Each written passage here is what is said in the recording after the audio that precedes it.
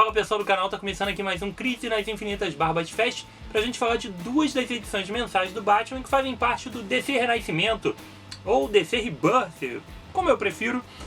E as duas edições são essas aqui: Batman Detective Comics número 4, com uma capa interessante, mas com uma contracapa espetacular, e Batman número 4, com a capa horrível demais. Cara, tinha umas capas muito legais aqui dentro que eles podiam ter usado, assim, umas 1000 vezes melhor, mas resolveram usar essa capa horrível aqui. As duas edições têm 52 páginas de quadrinho, custam R$ 7,50 e elas têm uma peculiaridade, cara.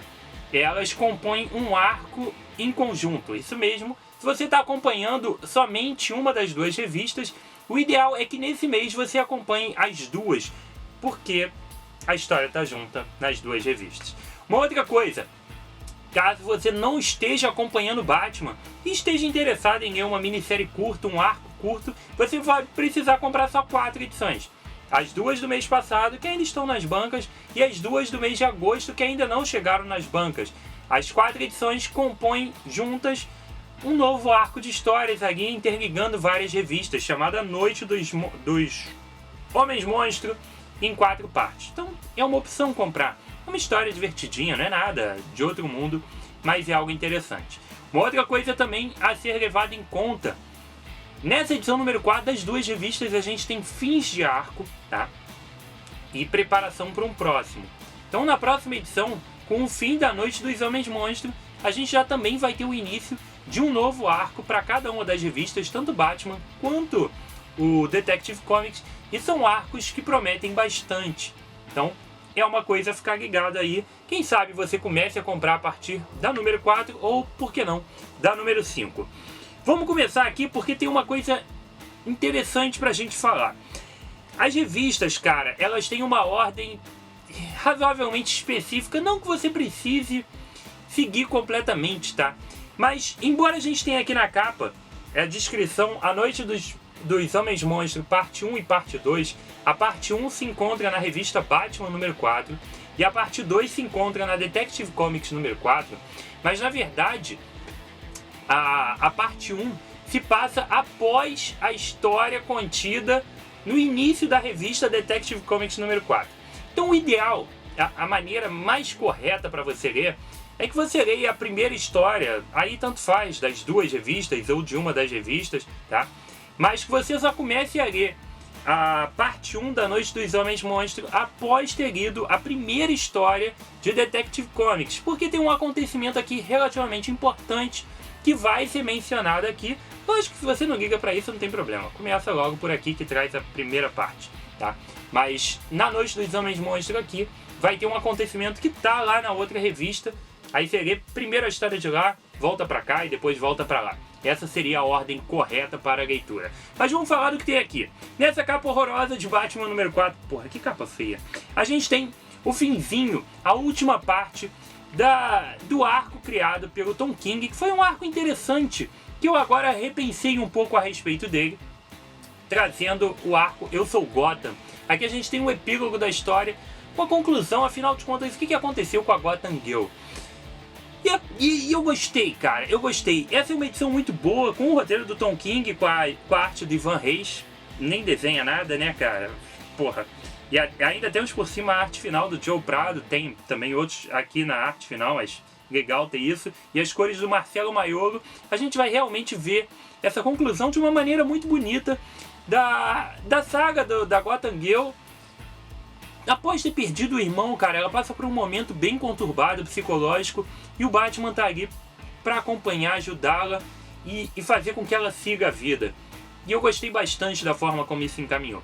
Na edição anterior, aqui no Fast Reviews que eu fiz, eu falei que não tinha gostado muito do desenvolvimento da história, porque eu achei que tinha muito potencial, e tudo no final pareceu muito corrido, com uma conclusão deveras rápida, assim, muito simplista, e simplesmente acabou com justificativas que não foram realmente trabalhadas, e eu tinha sentido uma pobreza de roteiro com relação a isso. Mas eu repensei bastante ao longo desse período, e com a leitura dessa edição aqui, eu cheguei na conclusão, cara, de que às vezes a gente reclama em excesso de algumas coisas. Lógico que roteiros podem ser extremamente falhos e pobres, pueris, por que não, em alguns momentos, mas também existe em nós uma certa exigência que às vezes é extremamente exagerada, em querer explicações demais para tudo. Eu gosto sempre de dar como exemplo, em várias coisas que eu falo aqui, até porque eu amo demais o cinema dos anos 80, eu gosto de dar o exemplo do cinema dos anos 80, em que as coisas não tinham muita explicação, em que os roteiros não eram ultra mega elaborados, eles tinham uma proposta, um conceito e trabalhavam com aquilo, eles eram divertidos, sem se preocupar em ser totalmente críveis e minuciosos, como existe essa necessidade enorme do cinema de agora, que nos proporciona filmes sem nenhum conteúdo. Desculpe quem gosta, na verdade eu até gosto também, mas sem grande conteúdo de nada, como um Transformers que tem 3 horas de duração, que é algo completamente surreal. Os próprios filmes de super-heróis com 2 horas e meia, às vezes totalmente desnecessárias, como foi o caso do Superman Batman, tá? Que eu achei demasiadamente longo, com muita coisa acontecendo, mas na verdade pouco conteúdo. Aí vão dizer que eu achei o filme uma merda, caralho. Vai lá e vê o review, que eu adorei o filme e eu tenho o Blu-ray aqui em casa. Então não é por aí. Só que eu acho que às vezes a gente necessita de muita explicação quando na verdade não há essa necessidade. Até que ponto havia toda realmente a necessidade de trazer muitos elementos para a história da Gotham Girl e do Gotham Boy lá, que eu esqueci o nome do cara. E pra que precisava de uma conclusão? Sei lá, essa é uma forma que eu tô começando a pensar diferente e achar que talvez tenha sido melhor executado do que eu achei no primeiro momento. É só um ponto de vista. Mas gostei dessa edição e o final dá uma deixa sensacional para a próxima fase, que depois de ser Eu Sou Gotham, vai se tornar Eu Sou Bane. Então aqui a gente tem publicada a revista Batman número 7 de maneira bastante interessante. Na verdade, Batman número 6, e que vale realmente uma conferida, cara. Eu Sou Bane, vale muito a pena acompanhar, porque a premissa parece muito boa. Não sei se vai ser boa de verdade, mas parece ter uma boa premissa. Eu acho que vale você dar uma olhada. Depois sim, a gente vai para Batman 7, que é a primeira parte da Noite dos Homens Monstros, que eu te recomendo começar a ler primeiro a história que se passa aqui, para depois vir para a história da Noite dos Homens Monstros. Aqui a gente vai acompanhar a história de uma reunião do Batman com seu grupo de ajudantes, né? O pequeno exército do Batman que ele montou agora, sempre houve os ajudantes, mas agora eles tomaram um número de pessoas muito maior, juntando com a galera do Detective Comics.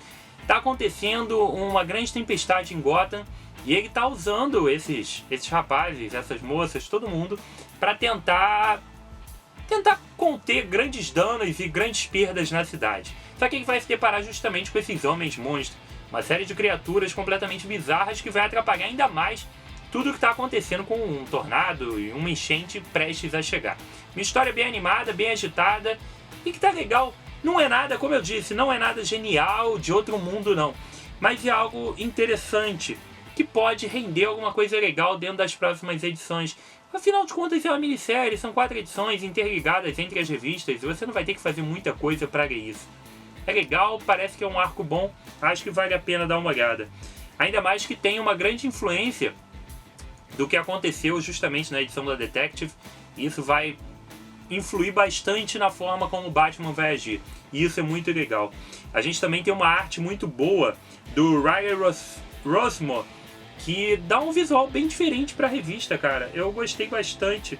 E a gente tem as cores do Marcelo Maiolo mais uma vez. O roteiro fica por conta do Steve Orlando, que carrega muito bem a revista, conduz de maneira adequada e eu gostei. Como eu disse, só não gostei da capa. Uma ótima revista, não só porque eu sou fã do Batman, mas realmente uma boa revista. Na outra edição, em Detective Comics número 4, a gente também, custando seus R$7,50 e tudo mais, vocês já sabem, a gente tem a espetacular conclusão da saga que tinha começado lá atrás na revista. Na primeira revista, obviamente, de Detective Comics, com o improvável grupo do Batman lidando contra um perigo bem estranho, que na verdade se revelou sendo o pai da Batwoman, criando um exército de Batmans, e uma loucura bem legal, cara. Essa revista daqui pra mim, ela tá num ritmo bem interessante, é uma das coisas que eu mais tô gostando de ler dentro do contexto de DC Rebirth, e me surpreendeu bastante essa equipe do Batman, a arte da revista, o roteiro, a condução de tudo, e a participação bem singular do Cara de Barro, que eu achei que ia ser uma merda, mas eu gostei bastante. O roteiro é do James Tynion IV e a arte fantástica do Ed Barrows, que está destruindo. Cores de Adriano Lucas. A conclusão é espetacular mesmo e ainda tem uma... Porra, é uma porrada o fim dessa revista, cara. Eu gostei bastante e promete um próximo arco bem interessante. Aqui então a gente encerra o arco. Esse arco é importante você ler antes de ler a primeira parte dos Homens Monstro, tá? Então fica ligado nisso. Para fechar, a gente tem a parte 2 dos Homens Monstro, que a gente vai acompanhar o desenrolar disso aí, como continuou evoluindo essa história aí das criaturas surgindo no meio da tempestade em Gotham e do Batman altamente preocupado em tentar resolver isso, junto com uma participação muito importante do Asa Noturna. Afinal de contas, a revista que tem publicado aqui é a Nightwing número 7. Meu Deus, mas não tem nada a ver com Detective Comics. Sim, eles pegaram as revistas do Batman, fizeram um mega crossover lá nos Estados Unidos, e aqui a Panini, pelo menos, foi um pouco esperta o suficiente de enfiar aqui dentro.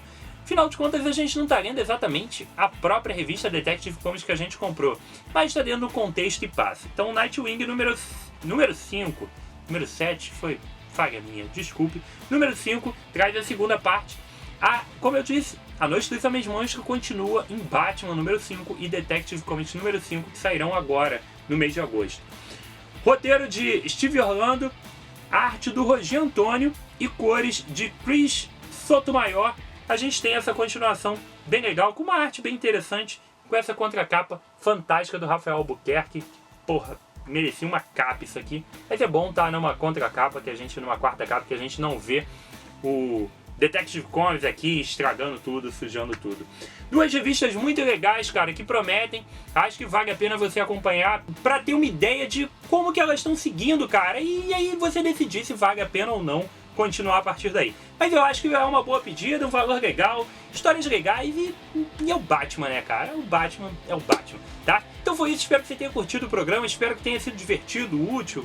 Sei lá, deixe seu comentário aí embaixo e obviamente deixe seu like. Pra galera nova no canal, cara, muito bem-vindos, espero que vocês tenham gostado, diz aí o que você achou, vem acompanhar os outros programas também, tá? E pra todo mundo, cara, acompanhe o Facebook, o Twitter e o Instagram do Barbas, vai lá, curte a parada toda, acompanha a parada toda, que é bem legal, tá bom? Então foi isso, aqui comigo Rodrigo, mais um review de quadrinhos, um abraço e até a próxima.